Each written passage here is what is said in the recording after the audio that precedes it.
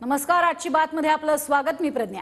बुलेटिनच्या सुरुवातीलाच महत्त्वाची बातमी। रत्नागिरीच्या सभेतनं उद्धव ठाकरे यांनी नारायण राणे आणि मोदींवर जोरदार हल्लाबोल केलाय। लघु आणि सूक्ष्म अशा तुमच्या साईज प्रमाणे एकतरी प्रकल्प कोकणात आणलात का, असा सवाल उपस्थित करत ठाकरेंनी राणेंवर टीका केली आहे। तर भाजपला मत म्हणजे विनाशाला मत, अशी ही टीका त्यांनी केली। त्याला रोज टोप घालताना विचार करावा लागतो, डोकं खाजवायला मिळतं तेव्हा टोप घातल्यावरती मिळत नाही, तेव्हा खाजवून विचारतो अरे आज कोणत्या पक्षात होत आपण। हा बघा, तुम्ही विचार करा त्यांना, कारण आठवतच नाही काल कोणत्या पक्षात होतो, आज कोणत्या पक्षात आहे। इतके वर्ष स्वतः सकट स्वतःची पिलावळ, ही जिकडे सत्ता असते, जिथे सत्ता तिकडे तुम्ही झुकता। सगळी मंत्रीपदं घेतली, आमदारक्या खासदारक्या सगळ्या घेतल्या, पण माझ्या कोकणासाठी काय केले? एक तरी लघु किंवा सूक्ष्म तुमच्या साईज प्रमाणे प्रकल्प कोकणात आणलात का तुम्ही? कारण भाजपा हुशार आहे, त्यांनी त्यांच्या कुवतीप्रमाणेच दिलं लघु आणि सूक्ष्म। आता निवडणुकीनंतर मायक्रोस्कोप आणावं लागेल की अतिसूक्ष्म, म्हणजे करोनाचा जीवाणू दिसेल पण हे नाही दिसणार, एवढे सूक्ष्म होतील।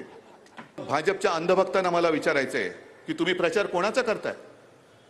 विनाशाचा प्रचार करताय का? शिवसेनेला मत का द्यायचं नाही आणि गद्दाराला मत का द्यायचं? आम्ही विकासाच्या गोष्टी करतो, तुम्ही विनाशाच्या गोष्टी करता आहात। जसं ते म्हणतात की यांना मत म्हणजे त्यांना, मोदींना मत, तसं मी सांगतोय की त्यांना मत म्हणजे विनाशाला मत। मग एका बाजूला विनाश आहे आणि दुसऱ्या बाजूला विघ्नहर्ता विनायक आहे, तुम्हाला काय निवडायचं तुम्ही निवडा। मोदी किती काही बोलतील, पण मोदींचा तो जो काय पहिला आत्मविश्वास होता 14 साली आणि 19 सालचा, तुम्हाला बघायला मिळतोय? नाही, हो असेल तर हो बोला, मला तर दिसतच नाही आत्मविश्वास। पहिल्यांदा अगदी 19 साली सुद्धा आपण फसलो होतोच। काय रुबाब होता, कारण शिवसेना सोबत होती आणि त्यांचं एक वाक्य होतं, एक अकेला सब पे भारी, अशी मस्ती होती, छाती होती 56 इंचांची।